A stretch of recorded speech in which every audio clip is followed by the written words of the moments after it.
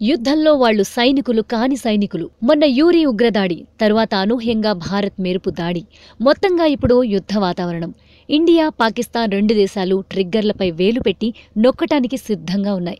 ఇక మన దేశంలో అయితే యుద్ధం చేయాల్సిందేనన్న నినాదాలు మారుమోగిపోతున్నాయి. ఇప్పటికీ సర్జికల్ స్ట్రైక్స్తో మన ఆర్మీ సత్తా చాటడంతో పాక్ పని పట్టాల్సిందేనంటున్నారు 125 కోట్ల జనం. కానీ ఈ సమయంలో మనమందరం పట్టించుకొని అస్సలు సిసలైన ఆయుధాలు పట్టని జవాన్లు కొందరున్నారు. వారెవరో మీకు తెలుసా? యుద్ధం జరిగితే అటు పాక్ మిలిటరీ మోహరిస్తుంది, ఇటు భారత్ సైన్యం సర్వసన్నద్ధంగా ఉంటుంది. భారీగా బుల్లెట్ల వర్షం కురిపిస్తూ పోరాటం చేస్తారు. కానీ వీరి మధ్యలోనే ఆయుధాలు లేకుండా యుద్ధం చేసే లక్షల మంది జవాన్లున్నారు. వాళ్లే సరిహద్దు గ్రామాల ప్రజలు. మరీ ముఖ్యంగా కాశ్మీర్, పంజాబ్ ప్రాంతాల్లోని వందల గ్రామాల జనం ఇప్పుడు యుద్ధంలో భాగమైపోతున్నారు. మనందరిలా వీళ్లు టీవీల్లో దాడుల దృశ్యాలు చూసి ఆవేశపడిపోరు. ప్రత్యక్షంగా కాల్పుల్ని చూస్తారు. పేలుళ్ల శబ్దాలు వింటూ హడలిపోతుంటారు. తమ పిల్లల్ని, కుటుంబ సభ్యుల్ని జాగ్రత్తగా చూసుకునేందుకు నానాయాతన పడుతుంటారు.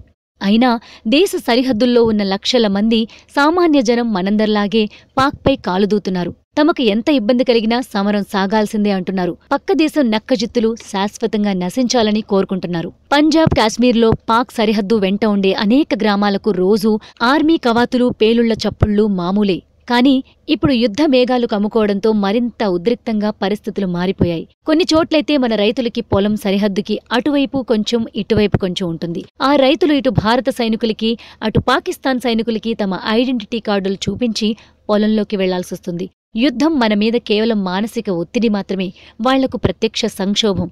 పాక్ మన సైనిక చర్య తర్వాత లోలోపలా ఉడికిపోతోంది. ఎలాగైనా దెబ్బకొట్టాలని చూస్తోంది. అందుకే మన ఆర్మీ పంజాబ్ రాష్ట్రంలోని వందల గ్రామాల్ని ఖాళీ చేయిస్తోంది. బోర్డర్కి దూరంగా సురక్షిత ప్రాంతాల్లో శిబిరాలు వేసి అక్కడ ఉంచుతోంది. ఇందుకోసం స్వంత గ్రామాల్ని వదిలి అక్కడ సామాన్య జనం కట్టుబట్టలతో వెళ్లిపోతున్నారు. భార్యాబిడ్డల్ని పట్టుకుని పనీ పాట వదిలేసి బిక్కుబిక్కుమంటూ మరోచోట ఉండాల్సి వస్తోంది వారు.